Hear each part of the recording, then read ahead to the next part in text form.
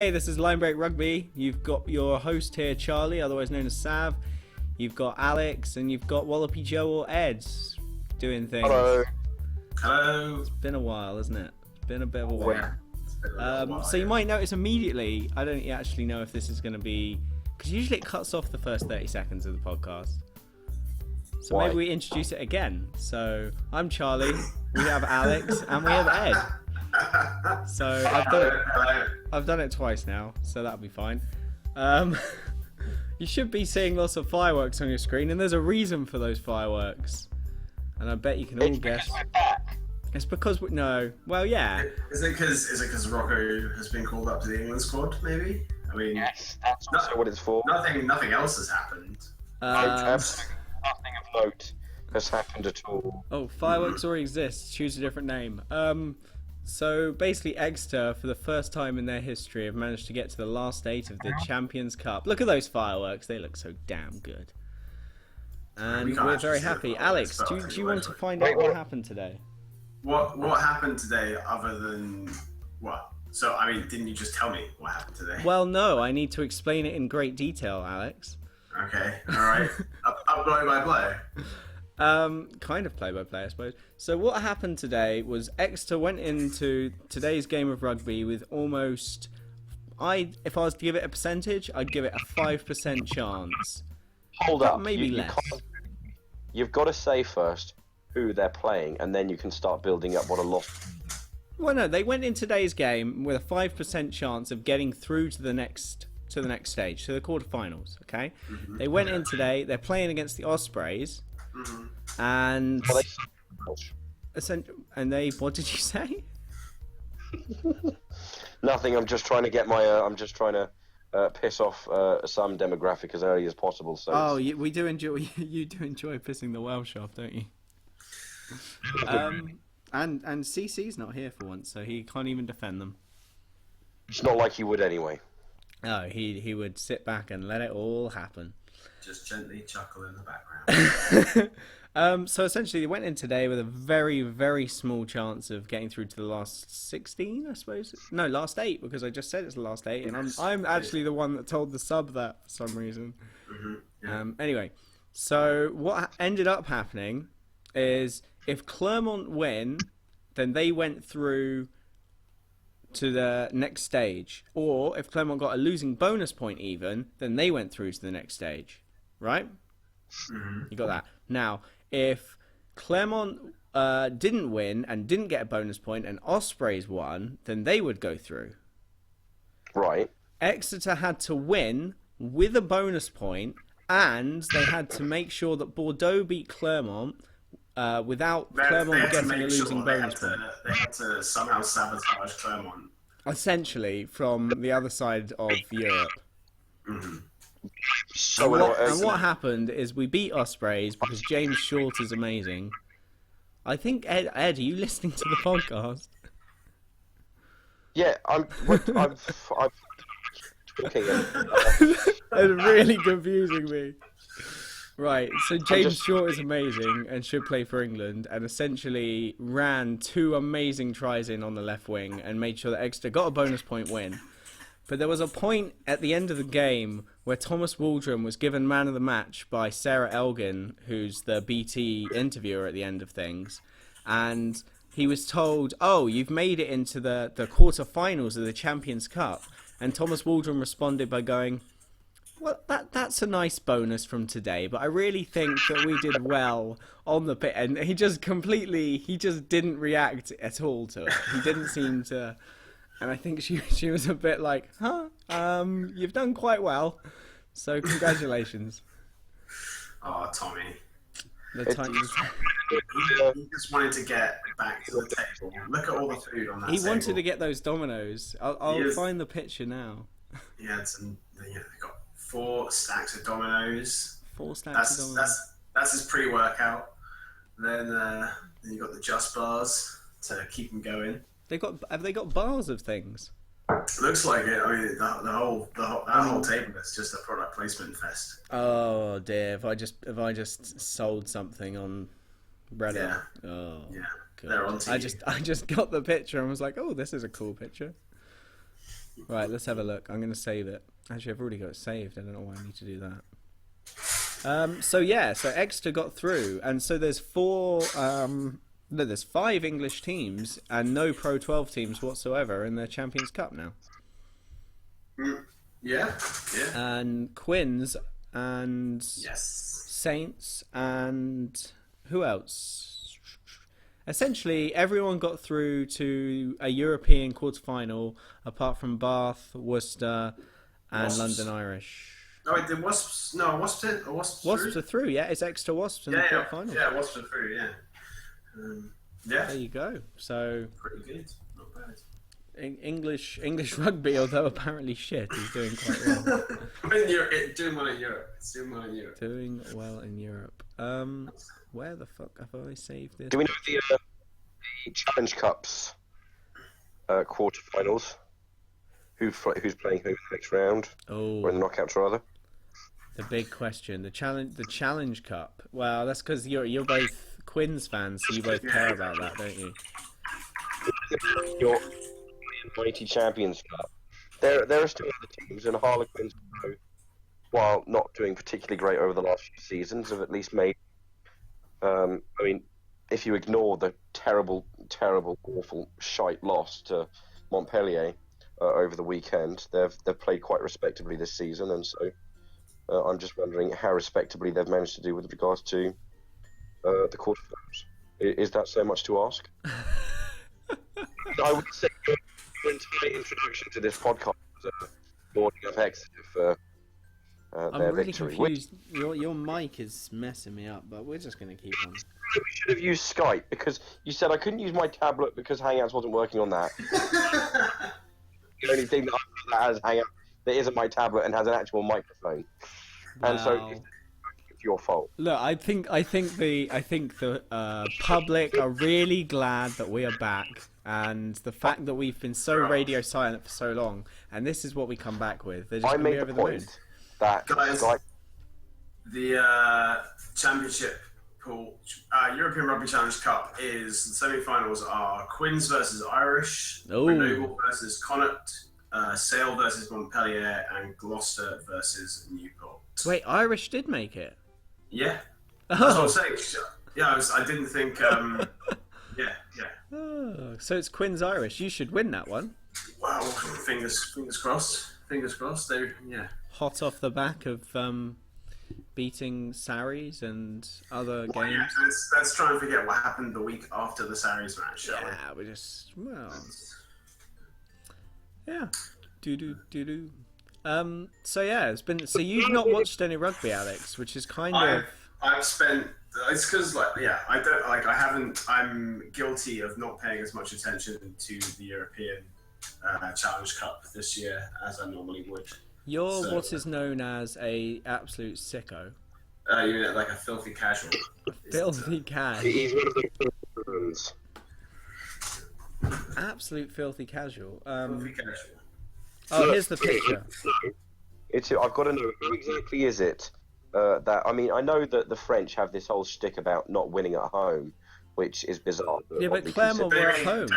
So you mean they don't win away? They always win at home. But Yeah, sorry, Bordeaux that's won away and Clermont were at home. And that's even worse. How did Beggles win? That's ridiculous. That's amazing. Beagles? Beggles? Bordeaux. Oh, the Beagles. The Beagles. The Beagles. Beagles. I've never heard that. If Fred was here, he'd be loving it. Also, There's no A in it. am I a bad fan, or who is that guy on the right hand side Where? of the Exeter picture? Who is? He must be like training staff, right? It's Waldrum, isn't it? No, like at the front in the black top with He's a the really weird jeans. guy. I don't know. With the You're jeans next. on. Yeah, maybe I'm a bad fan. Maybe I should know who he is. I just feel No, like that's actually stuff. all the players have got like the green blazers on, and he's the only one that's like, yeah, I'm in jeans, woo. Without green blazers, there's the guy in between. Where on the bottom row there's one, and then on the second row there's one, and there are loads of people dotted through who aren't wearing the kit or green blazers. I know. I just felt he was very prominent. Anyway, Star videos or something. There are a couple people not looking at the thing, but I think Waldrum seems to be the only one that's just staring off to the left. Barling looks. This is great audio, guys. Yeah, this is really strong audio. Yeah, it's alright.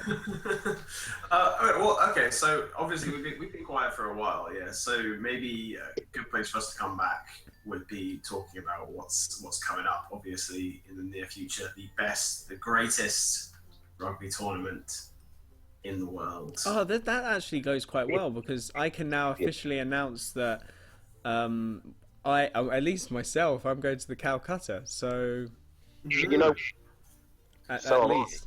Wow, and Ed's coming. There you go. So I didn't want to put you on the spot and say you were coming as well. if at the moment with 2 weeks to go, I'm pretty sure that I'm. Yeah, Calcutta it up. So this is an open invitation to any of our listeners. If you want to come and meet up, just send us a message or something, and we will be at the Calcutta. If anyone wants to buy me an orange juice, an overpriced orange juice at Murrayfield, Oh, don't. Okay, I would say do not give him orange juice. Buy me a beer or something, and Yeah, leave the orange juice. Bring a Capri Sun with you and give him that. everyone's always trying to push the hard liquor, and I'm just like, Just pull it with the Capri Suns. But yeah, no, so Six Nations is coming. That's exciting. Like, it's going to be an interesting Six Nations. I think the Calcutta Cup is going to be really interesting as well. It'll be cool to see all the stuff that people are trying out. I think. And, I'm really excited for Scotland, and I know that sounds weird going to the Calcutta and wanting to see a good Scottish team, but I actually think that team, after that World Cup, they need to just keep on rolling on. Yeah, no, I agree. They absolutely they looked good. They looked really good during the World Cup, and I hope to see them continue to look good and get even better. Obviously, I hope that the outcome is I hope that England still takes it at the end, but I'm hoping for a really good match. I think it will be a really good match as well because I think it will be an absolute cracker. yeah, especially I feel like players sometimes they put when they're sort of on a squad with a new coach as well, they'll put a little bit extra in there as well to sort of impress, try and solidify a place. So hopefully we'll see some pretty exciting rugby as well. I hope that they're given a license to make mistakes. Yeah. Does that make sense? Like, I don't want a conservative game plan because we just want to win. I want this is now the lowest England can get. We are at that point, and I want them to be able to just throw the ball around and play some good rugby. I don't want them to be, I don't see Eddie Jones coming in and saying something like, "Okay, play really carefully here." I think, especially like he's going to have how long is he going to have for the squad to train? Like not that much time. So really, I would imagine he'd say something along the lines of, "Go out there and show me what you've got," and sort of run with a general game plan. I don't think maybe we won't look super slick, but I don't think the England squad will be told to hold back at all. Yeah, but I'm sure I mentioned it a few times on the podcast previously, in that something that I saw too much of with Lancaster's England was that, I know it's an odd way of saying it, but it seems like more often than not we were playing to not lose as opposed to win. I feel like we were in the World Cup. We weren't necessarily before that. Talking about the World Cup, I'm talking about as a whole, most of his tenure as coach. I mean, there are a few games that stand out not following that same plan, but I mean, one that sticks out for instance is against France at the end of last year's Six Nations, where although we did, we leaked, I think, 5 tries, we still went out there, threw the ball around with just reckless abandon at times, and ran as tries as we could. And do you know who also leaked 5 tries? Who? The Ospreys today. Anyway. Sorry. I was at that game, and that was a really exciting. That was actually my first international game at Twickenham, so that was a great sort of a great one to be there for. Really? That Jesus. Yeah, so that's a high standard to work with, but it was really fun. It was, I think, there have been people who have commented it was like a Southern Hemisphere game of rugby for a while, where you sort of like, fine, we leak a try, but we'll just score more tries. I don't know that we're going to see that for the Calcutta. Yeah. But at least like that for. I mean, if you look at the way that Japan played over the last 2 or 3 or 4 years, there is a lot of passing and there is a lot of quick ball. And so if we can get that kind of dynamic within the team, and if we're granted, yes, defense is a ridiculously huge aspect of the game, but if we can have more, if we can put the ball through the hands a lot more, if we can run it up the field, and if someone does make a mistake, then if we're able to see that why it happened, and Eddie is able to,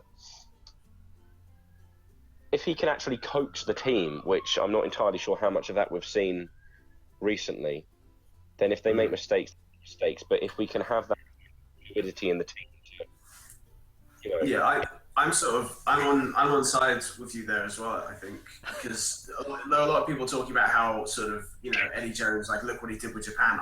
I wonder how. I think Japan was a very coachable side. I wonder how coachable the England team is. I wonder if they're as coachable or whether they have sort of more stuff built into them that will be harder to train out of them. I like so many of Japan's like attacking plays. It was like reset, reset, run this play, reset, reset, run this play sort of stuff, and it worked really well for them, obviously.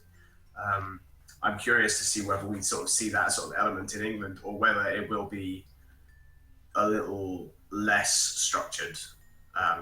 Whether because he wants to do something else, or whether because it's a little harder to get that structure into the England squad. I'm not sure. So the omnipotent sloth has been in. He's been watching live or whatever. He's just been commenting in the chat all sorts of absolute nonsense. Such as? Yeah. Such as, are any of you fuckers reading this chat? We are now. Yes, we are. Yeah, and then he just went off on a rant about Saracens and mandatory name changes. Basically, apparently all the England players need to change their names to South African names. I don't know what the hell's going on. Anyway. Six Nations. Something that I feel we might be guilty as a whole, as a podcast, as a team, of perhaps ever so slightly talking about England just a tad too much. Yeah, no, I would agree. Unfortunately, there are 3 English people on this podcast this evening. What? In regards to the Six Nations, if we, for now, ignore England, who, while looking at the BBC's Six Nations Championship page, are currently at the top of the table, but that's purely alphabetical. Argentina. Because France and Italy both have new coaches. Wales are over their injury crisis. Scotland are coming off a World Cup where they nearly made it to the semi-finals and were 30 seconds away. And Ireland are... I don't know about Ireland. We need Harble here. But I think it's kind of looking at the teams, looking at the players, especially Wales, I think. They've been so struck down by injuries over the last 3 or 4 months, and now most of their players are coming back.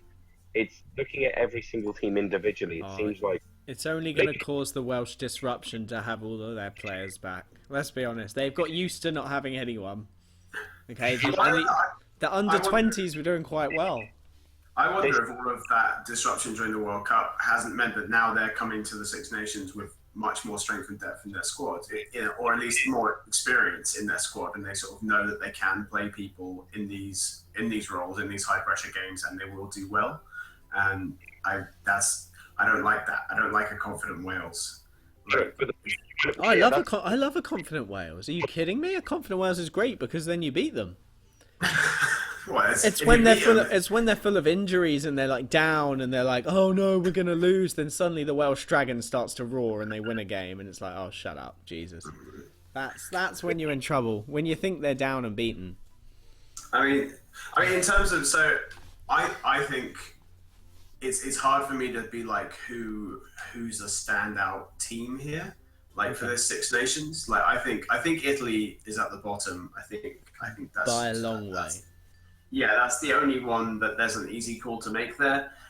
France, I don't know enough about them, but I mean, as usual, they've got a new coach. They could turn up and everything's suddenly clicking, which is a really scary prospect. Obviously, Scotland, they're going to be sore to not have gotten further in the World Cup. They're going to want to come out firing. Great first match against England. Ireland, I'm not sure about Ireland. I wonder how they'll do. I'd be interested to see what Harbaugh thinks about sort of Six Nations chances. Obviously, like Sexton isn't firing on all cylinders at the moment,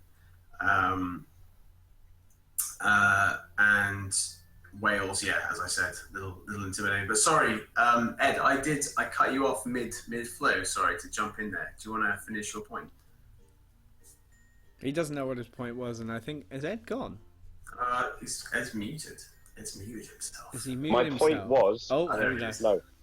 My point was just that this Six Nations, more than any over the last, I think, 5 or 6 years even, seems a lot more open.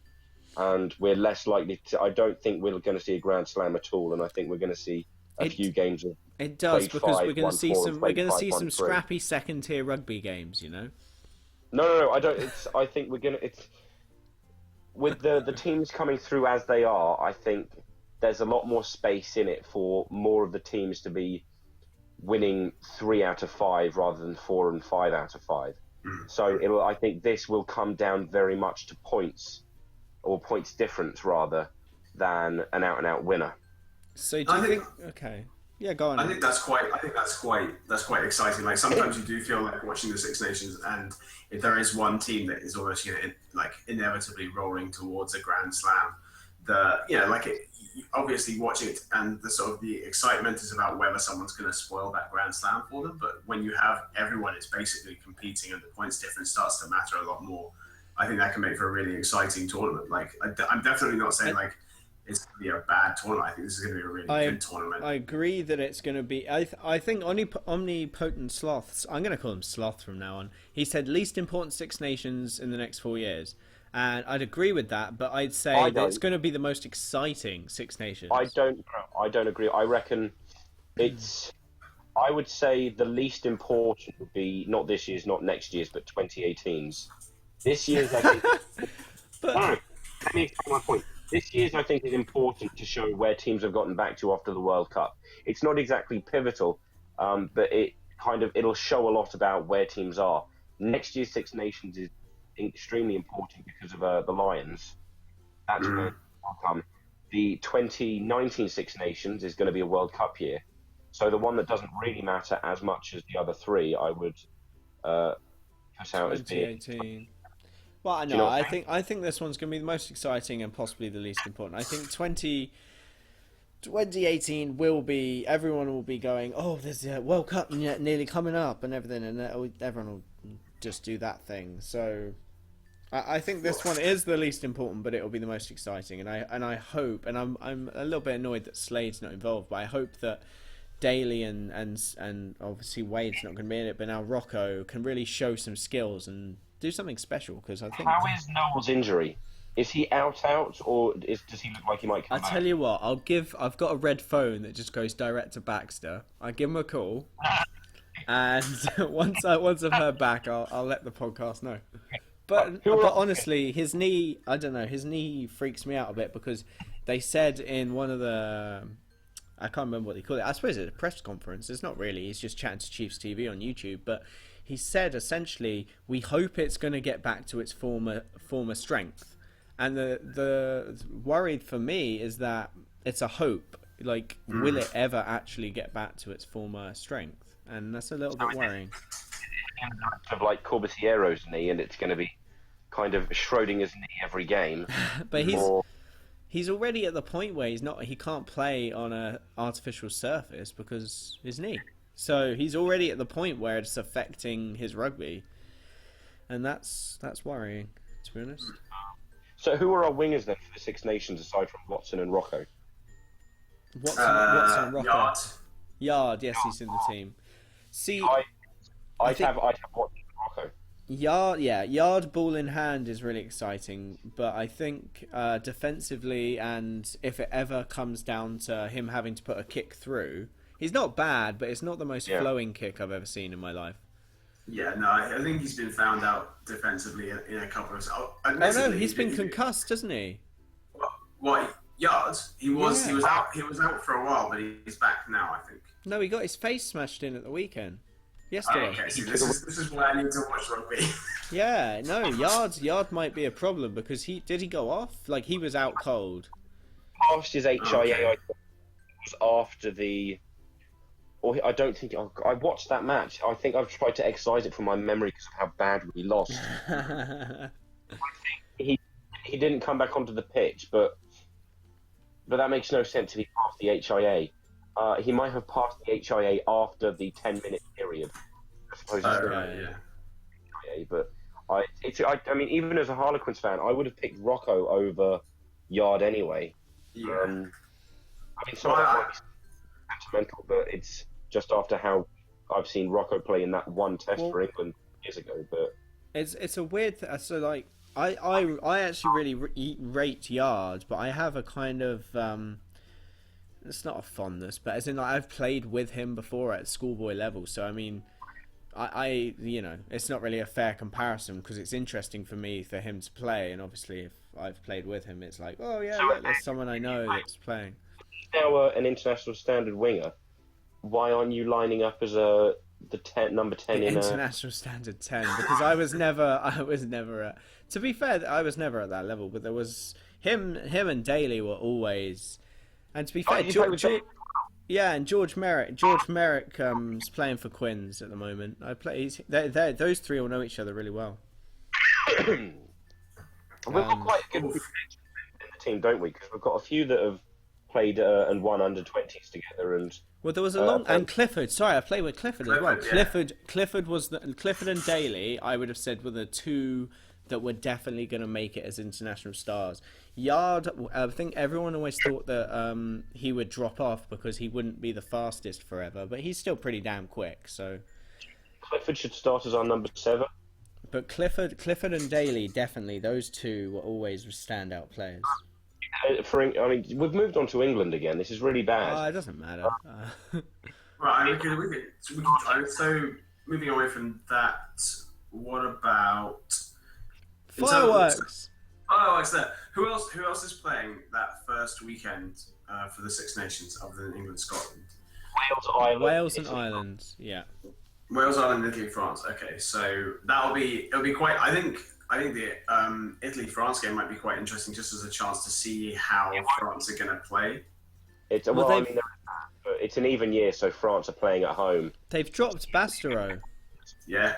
They've dropped Bastereau. It doesn't matter. Italy are going to get monstered. Well, obviously, but they've dropped Bastereau and they haven't got Tranduc. So I mean, it's not a question of how of whether Italy are going to get beat. I think we can pretty. I mean, Italy they do upset people, but odds on Italy getting beat. I think it's the way, it's how France chooses to beat them will be quite interesting to see, because it's sort of like first eyes on how France are going to want to be playing. So Bart Chris Haskell isn't a 7. Yeah, that's true. But I don't know Haskell has to be a 7. There's no other position. Sorry, Sloth is just. I thought I was under the impression that Scotland-England was the opening game, but it's No, it's it not. is, isn't it? No. Italy starts at 2:25. We kick off at 4:50. Oh, okay. I didn't know that. That game, but it normally it's not 5 past and 25s. Why is it just on the hour and half past? They try to be weird and you know what it is? It's because of ITV, isn't it? Is it ITV broadcast? God, I hate ITV. So Bart Crisp is talking about Yards doing impressive in terms of the impact he makes, despite not being huge. I think that's quite fair, actually. He seems to generate a lot of power out of nothing. Considering he's great at line breaks. I think. He said it. But yeah, that's for me. That's when that's when I've always perked up and really watched, is when he makes a break. He's very dangerous, I think, in broken play. Well, imagine playing him and Daly in the same team at a schoolboy level. That was some of the most ridiculous. I mean, Daly would break, and then if he was worried about the 15 tackling him, he'd give it to Yard, and then Yard would score, and it would be the most ridiculous thing I've ever seen. Daly scored a completely sublime try during the weekend against Leicester. Yeah. By the way, while Harble isn't here, went down 51-10 to an absolute team.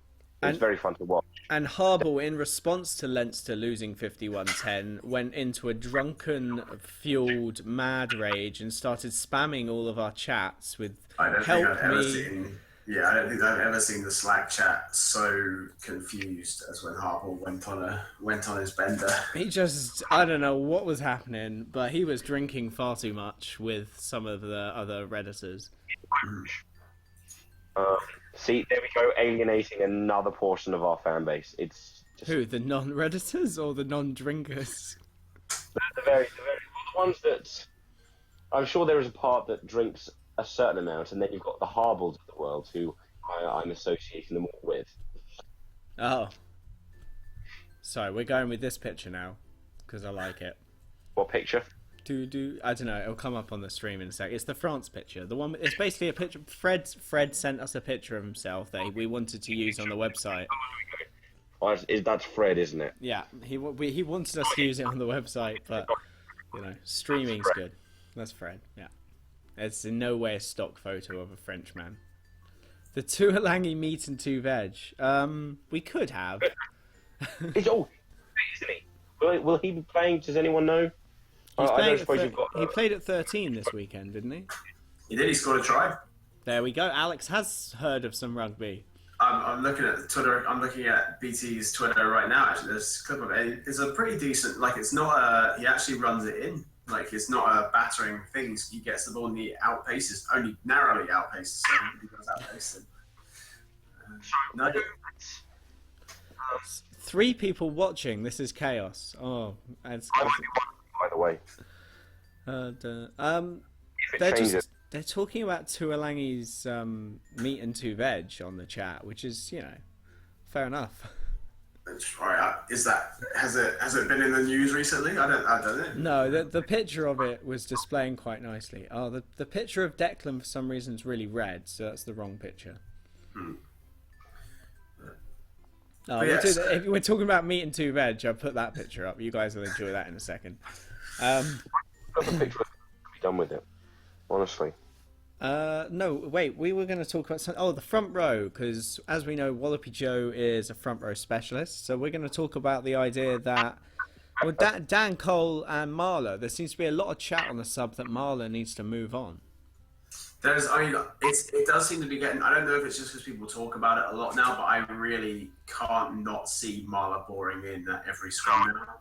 It's getting noticed quite, but and the thing is, he got found out very much for it. I mean, granted, the Aussies were, cheating themselves in the scrums, but everyone is now aware that Marla does it, and even if he's doing it less than he used to, it's still noticeable, and so he either needs to drastically change how he's scrummaging, or we need to employ a different loose head as starting number one. If anyone is going to change the way a scrum is working, like we've seen the kind of work that Eddie Jones can do for a scrum and improving it, so it would be quite interesting to see what happens. Arguably, that wasn't. I don't know if it wasn't Eddie Jones, but I do agree they brought in someone for the Japanese scrum.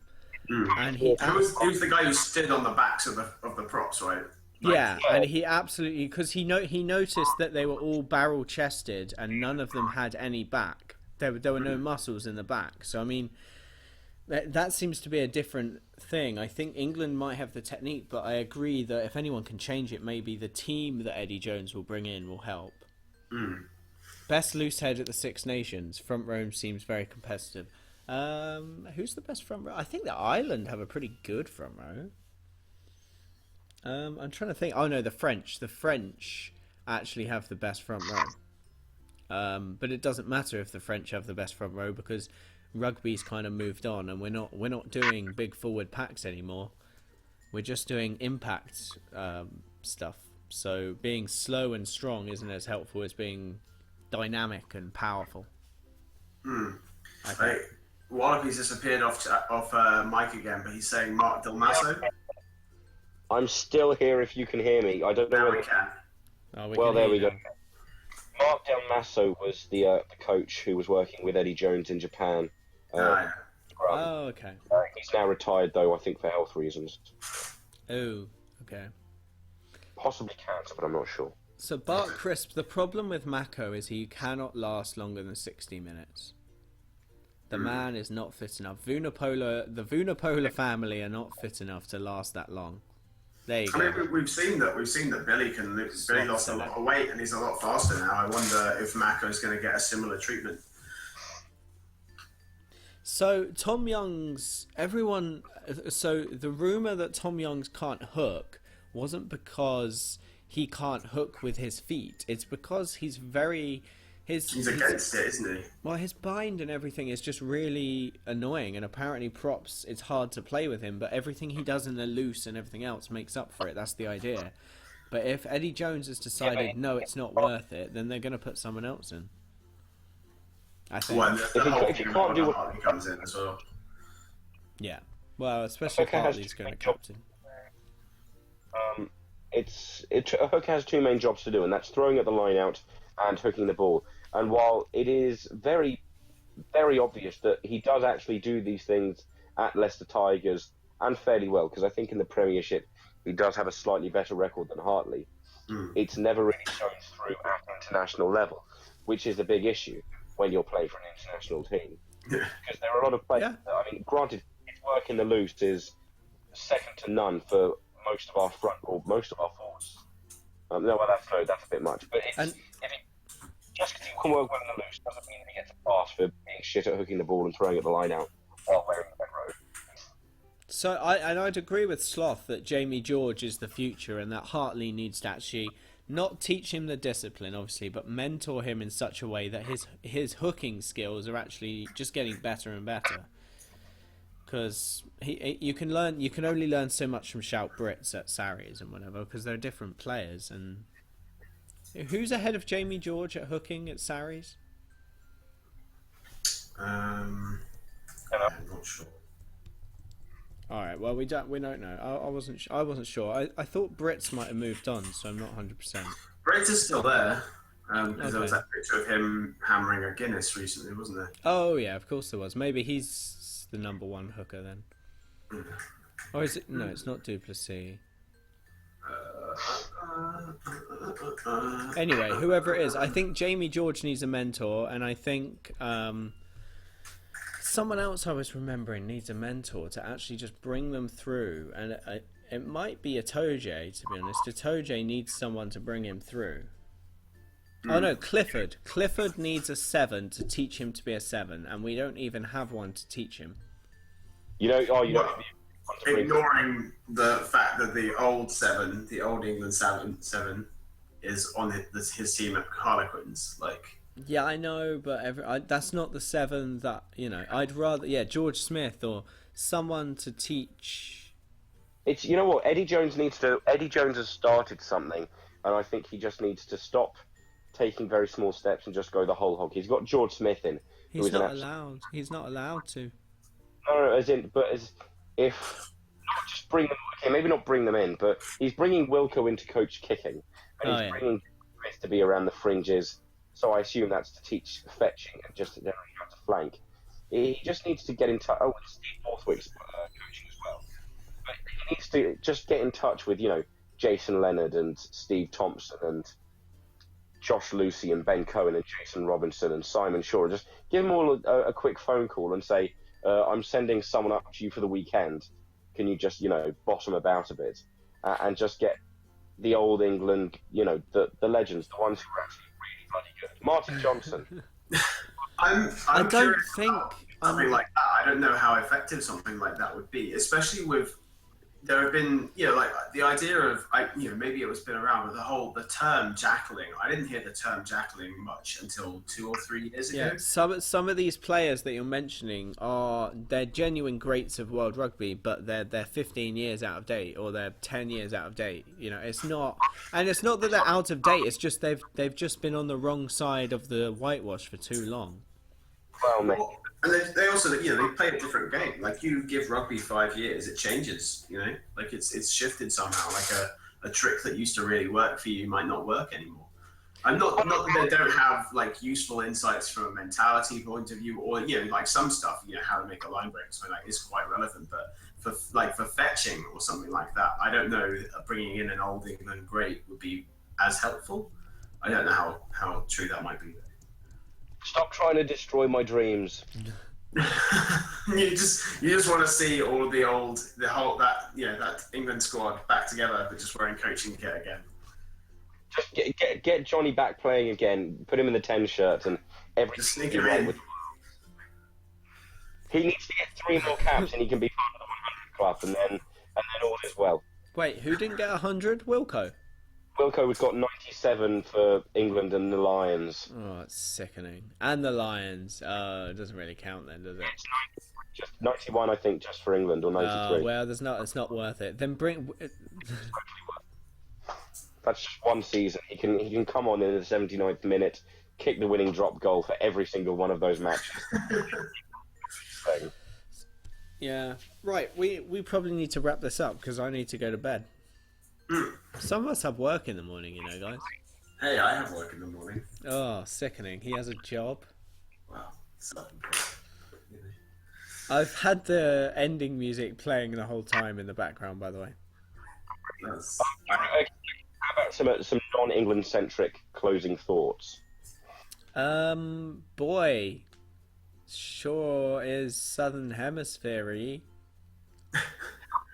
I would peg if I had to back a team not England to win the Six Nations. God, I hope it's not Wales, but it's probably Wales. Oh, you sick. Yeah, it's either Wales or maybe I kind of hope that we see like incredible France again, but I think it might just be a bit too early for that. Not even the French want to see that. It'll give them false hope. You two are so opposed to teams having hope. No, look, I'm worried about the Welsh having hope. Well, no, I like the Welsh having hope. Sorry, I just don't want them to do particularly well. But yeah, that's my thought. I think this Six Nations is pretty tactical. I don't know who's got their nose out in front at the moment. I think it's gonna be fun. So, I'm looking forward to it. I think it's I'm gonna really be looking forward to it. Oh, I will say again. Did you know that England is playing France again for the last game of the Six Nations? Already? The last day is the exact same order of matches, just both the way reversed. Wales against Italy, Ireland against Scotland, France against England. That should be a good weekend. Yeah, it should be fun. Right. I'm gonna end with the outro picture. Oh, We have an outro picture. Yeah, we've got an outro picture. It's got your face on it. It's got Declan's face on it, and it's got what CC likes to have sex with. So. Oh dear.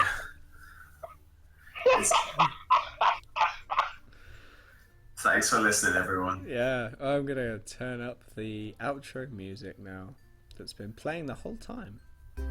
Oh, it's really loud. Listen to that bad boy go. I don't care how England do. I hope that Argentina will be strong. The Jaguars. Boy, is this loud. We've got 2 listeners now. I know. I've been reading the chat. They've been having a nice chat. It's been good. Exciting. Oh man, we're hitting the big time here now, aren't we? Likes. That's quite good. Wait, I can play an ad. No, don't do that. I played an ad. Unless he has ad block, then it didn't work. Oh, we had 3 listeners, and I started playing an ad. And I'm not one of them. Oh, he just called us fags. What a dickhead. Based on complex criteria, some of your viewers will see an ad. Oh dear. Credibility is, Through the floor. Oh, the ad's ended. Don't worry, guys. Right, see you later. I've been Ed. Goodbye. I've been Charlie or Sav. Goodbye. I've been Alex. Thanks for listening.